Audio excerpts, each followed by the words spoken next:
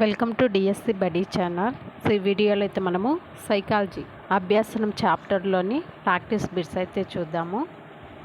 So first bit వచ్చి ఈ channel ఎవరైనా ఫస్ట్ టైం చూసినట్లయితే సబ్స్క్రైబ్ చేసుకోండి. సో వీడియో అనేది మర్చిపోకుండా లైక్ చేయండి.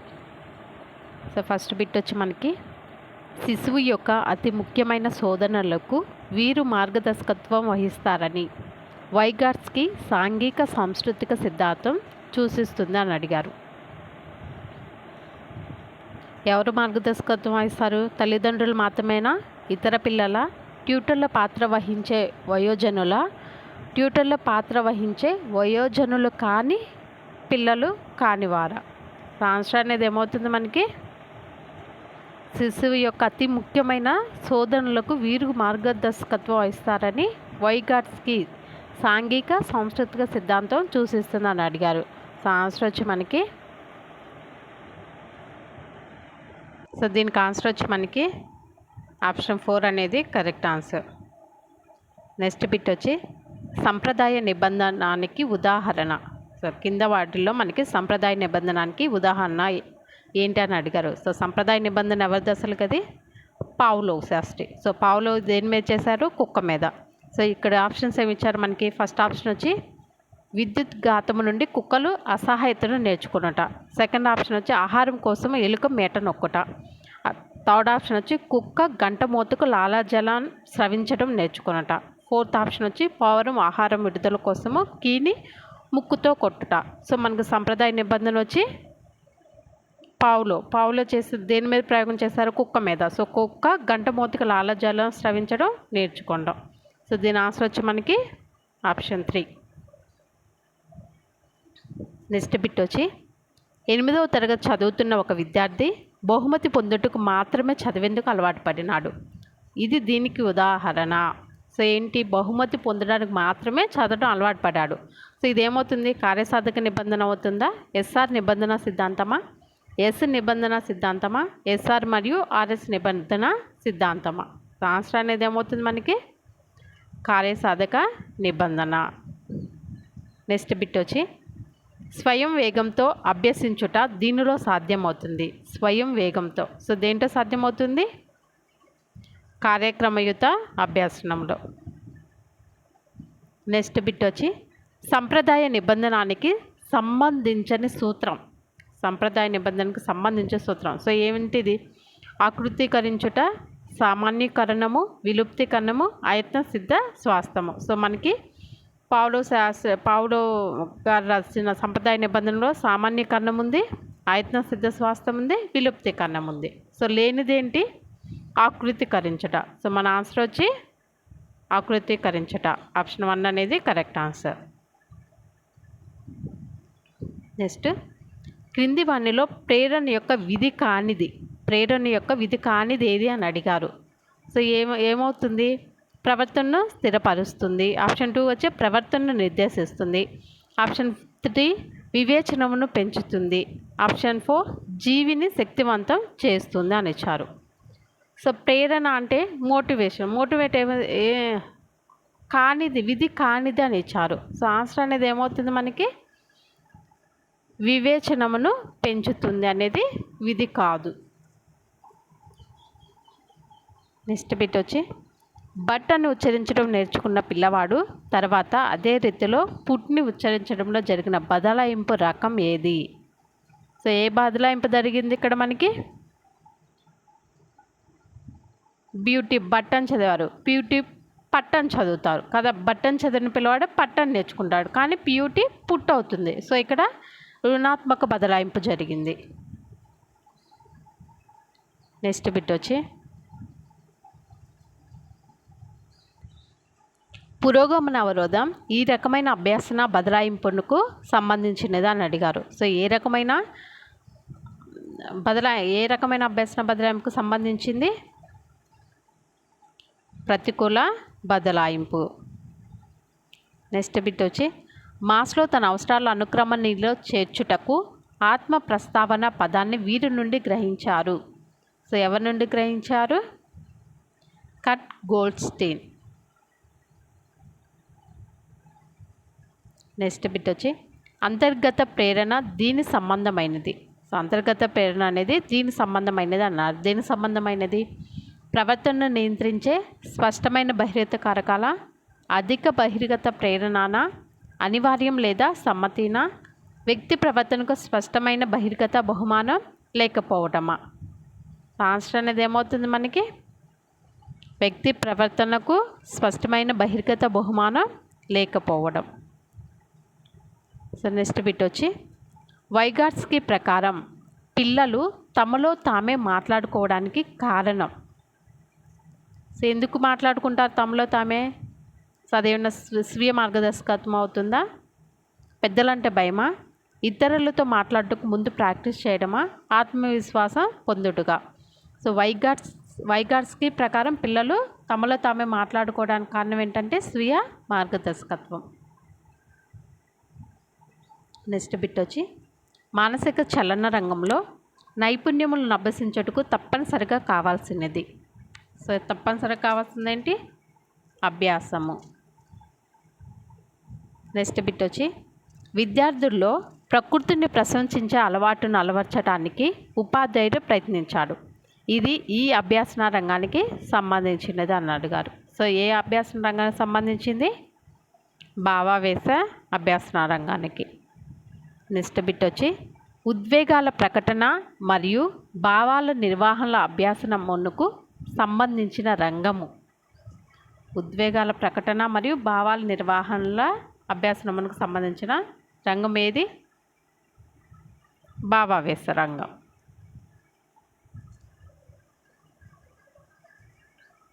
నెక్స్ట్ బిట్ వచ్చి క్రింది వాణిలో అత్యంత ప్రభావవంతమైన ప్రేరణను ఎంచుకోండి అన్నారు.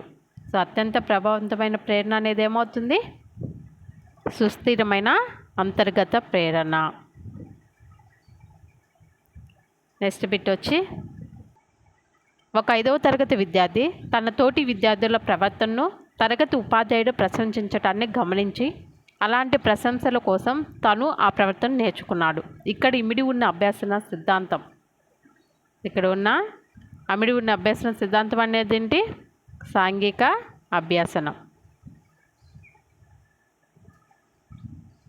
నెక్స్ట్ బిట్టు ఎరుపు, ఆకుపచ్చ, నారింజ లాంటి ట్రాఫిక్ సంకేతాలను పాటించుట అనేది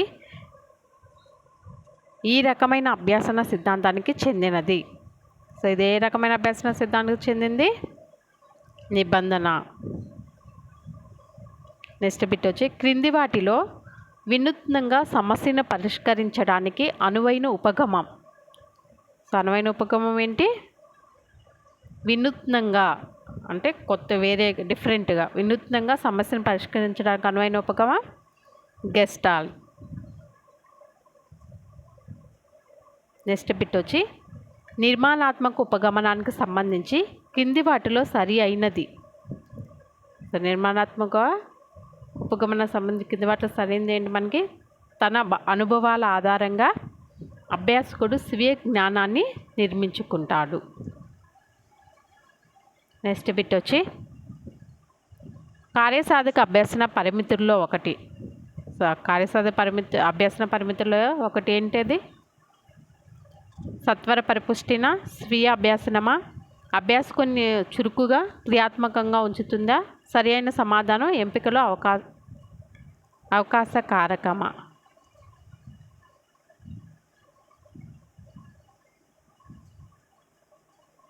సో దీన్ని కార్యసాధక అభ్యాసన పరిమితుల్లో ఒకటేంటి? సరి అయిన సమాధానం ఎంపికలో అవకాశ కారకం. నెక్స్ట్ బిట్ వచ్చి సరి అయిన వయసు రానందువలన ఒక శిశువు కృత్యాన్ని సరిగా చేయలేకపోతుంది. ఇందులో ఇమిడి ఉన్న అభ్యాసన కారకం ఏమవుతుంది? అది వ్యక్తిగత కారకం. నెక్స్ట్ బిట్ వచ్చి లింగంలో తప్ప మిగతా అన్ని విధాలుగాను సమానులుగా ఉన్న బాలురు బాలికల సమూహంలో బాలికల్లో అభ్యాసనం అధికంగా ఉన్నది. ఇక్కడ అభ్యాసన కారకం. అభ్యాసన కారకం అనేది ఏంటి? వ్యక్తిగత కారకం. సో నెక్స్ట్ బిట్ వచ్చి అభ్యాసనంలో తప్పనిసరిగా ఉండవలసింది. సో అభ్యాసనం తప్పనిసరిగా ఉండాల్సినది ఏంటి? మార్గదర్శకత్వమా, లక్ష్యాల, బోధనానా, అనుభవమా? ఆన్సర్ అనేది ఏమవుతుంది? అనుభవం. నెక్స్ట్ బిట్ వచ్చి క్రింది వాటిలో ఒకటి అభ్యాసనమును పెంపొందిస్తుంది. సో ఏది అభ్యాసనాన్ని పెంపొందిస్తుంది? బహుమతుల కోసం అభ్యాసనమా, అర్జన కోసం అభ్యాసనమా, నేర్చుకోవటం కోసం అభ్యాసనమా, పరీక్షల కోసం అభ్యాసనమా? సో ఆన్సర్ వచ్చి మనకేమవుతుంది? నేర్చుకోవడం కోసం అభ్యాసనం. నెక్స్ట్ బిట్ వచ్చి అభ్యాసనానికి ఇది మంచి నిర్వచనం. సో ఏది మంచి నిర్వచనం? దీంట్లో అభ్యాసనానికి మంచి నిర్వచనం ఏమవుతుంది? అనుభవం ద్వారా కలుగు దాదాపు శాశ్వత ప్రవర్తన మార్పు. నెక్స్ట్ బిట్ వచ్చి సమస్య పరిష్కారంలో నూతన పద్ధతిని ఈ అభ్యాసనంలో ఎక్కువగా పరిశీలించవచ్చును. సో దేంట్లో ఎక్కువగా పరిశీలించవచ్చు? అంతర్దృష్టి అభ్యాసనం.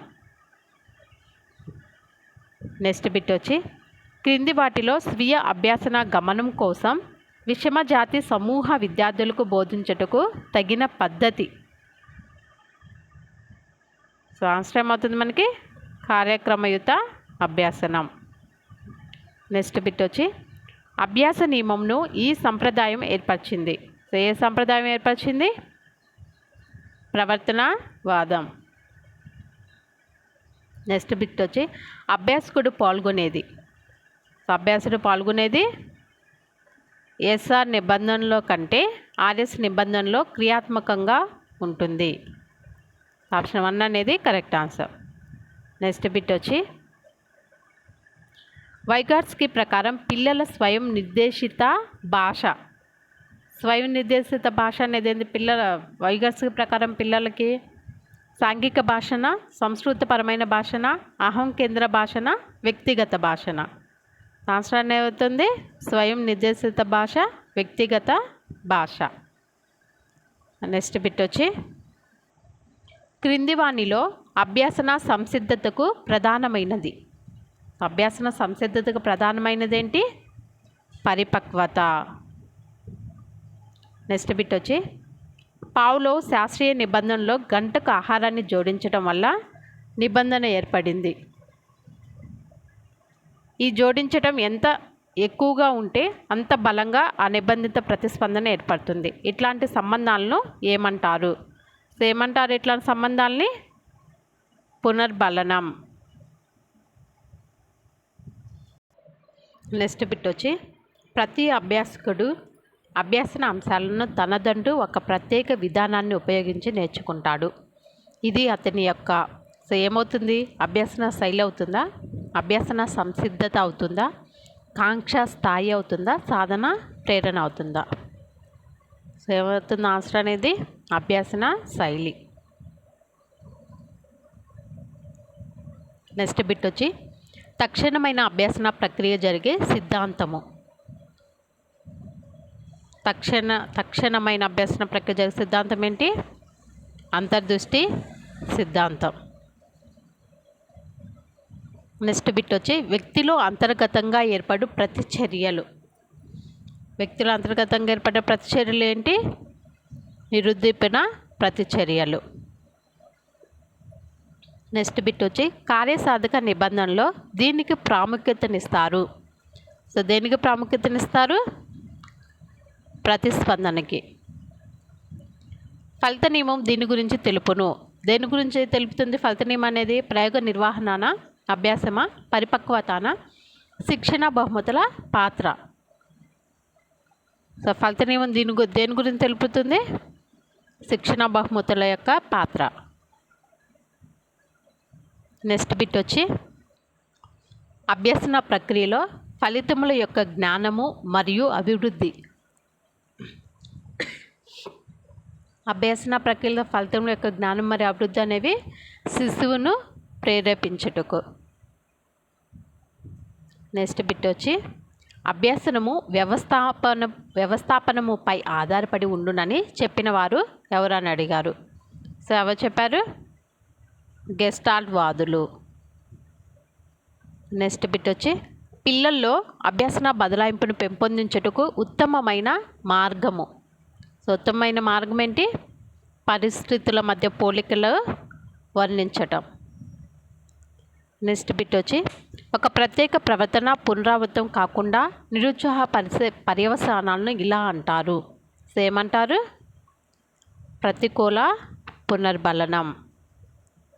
నెక్స్ట్ బిట్ వచ్చి శిశువును తెల్లని ఎలుకకు భయపడేటట్లు సాంప్రదాయక నిబంధనతో చేశారు. ఒకవేళ ఆ శిశువు తెల్లని కుందేలును చూసి కూడా భయపడిట అదేమవుతుంది? ఉద్దీపన సాధారణీకరణం అవుతుంది.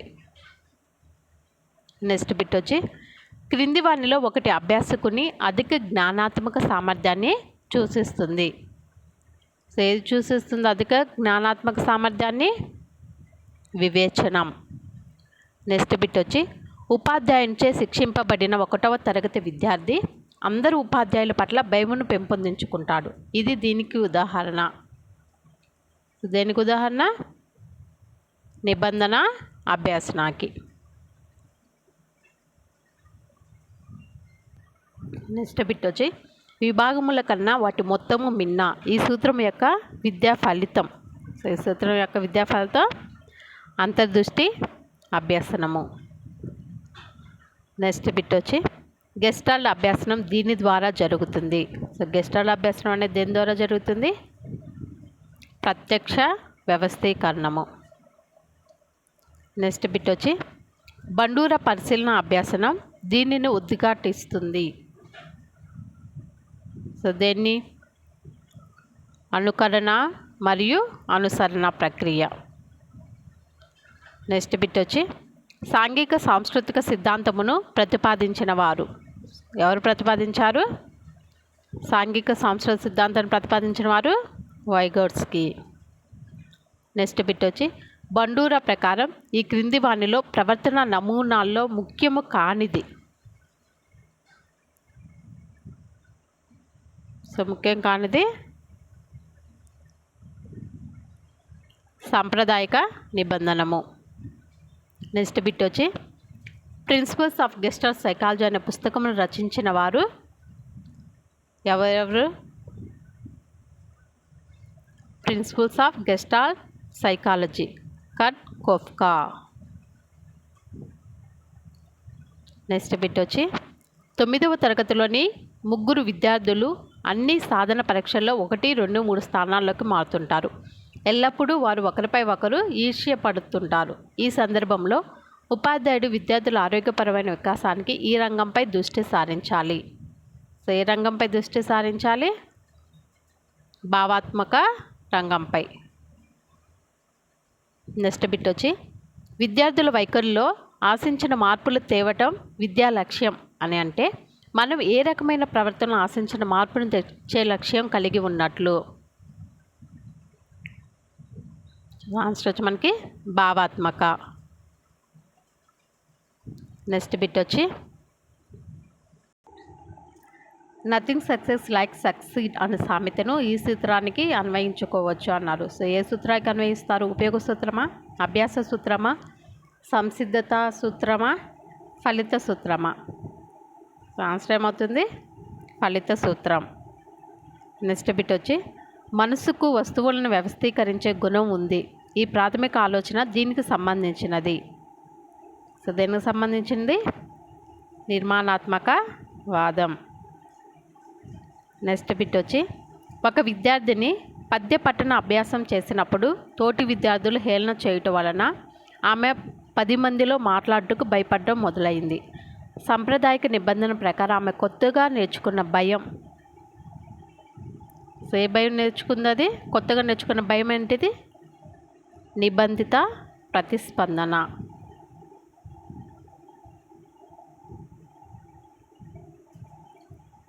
నెక్స్ట్ బిట్ వచ్చి ఈ అభ్యాసన సిద్ధాంతం అభ్యాసనాన్ని మానసిక సామర్థ్యాలు అవసరమైనటువంటి ప్రజ్ఞానాత్మక కృత్యంగా చెప్పింది. సో ఏ అభ్యాసన సిద్ధాంతం? అంతర్దృష్టి అభ్యాసన సిద్ధాంతం. నెక్స్ట్ బిట్ వచ్చి వైగాట్స్కీ ప్రకారం పూర్వ పాఠశాల దశలో పిల్లలు వారి చింతన ప్రవర్తనలకు మార్గదర్శకంగా ఈ భాషను ఉపయోగిస్తారు. సో ఏ భాషను ఉపయోగిస్తారు? వ్యక్తిగత భాష. నెక్స్ట్ బిట్ వచ్చి ఈ అభ్యాసన సిద్ధాంతం బోధన అభ్యాసన ప్రక్రియలో అభ్యాసం, డ్రిల్లు, పునరావృతాలకు ప్రోత్సాహం ఇచ్చింది. సో ఏ అభ్యాసన సిద్ధాంతం? యత్నదోష అభ్యాసన సిద్ధాంతం. నెక్స్ట్ బిట్ వచ్చి జెండర్ స్టీరియోటైప్ ఈ అభ్యాసన ఫలితము. సో ఏ అభ్యాసన ఫలితం?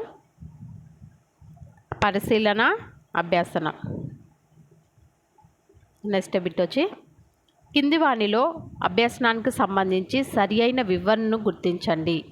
కింది వానిలో అభ్యాసనానికి సంబంధించి సరైన వివరణను గుర్తించండి అన్నారు. సో ఫస్ట్ ఆప్షన్ వచ్చి పరిపక్వత ఫలితంగా ఒక వ్యక్తిలో పరోక్ష అనుభవాల ఫలితం. సెకండ్ ఆప్షన్ వచ్చి అభ్యాసనం ప్రత్యక్ష పరోక్ష అనుభవాల ఫలితం. థర్డ్ ఆప్షన్ వచ్చి మాదక ద్రవ్యాల వలన ఒక వ్యక్తి ప్రవర్తనలో కనిపించు మార్పులు. ఫోర్త్ ఆప్షన్ వచ్చి సంసర్గము అనుభవాల ఫలితంగా కలిగే అభ్యాసనం ఎప్పుడూ ధనాత్మకంగా ఉంటుందని ఇచ్చారు. సో ఆన్సర్ ఏమవుతుంది మనకి? అభ్యాసనానికి సంబంధించి సరైన వివరణ అనేది ఏమవుతుంది? అభ్యాసనం అనేది ప్రత్యక్ష పరోక్ష అనుభవాల ఫలితం. ఆప్షన్ 2 అనేది కరెక్ట్ ఆన్సర్ అవుతుంది. సో వీడియో నచ్చినట్లయితే లైక్ చేయండి, ఛానల్ని సబ్స్క్రైబ్ చేసుకోండి. Thank you for watching.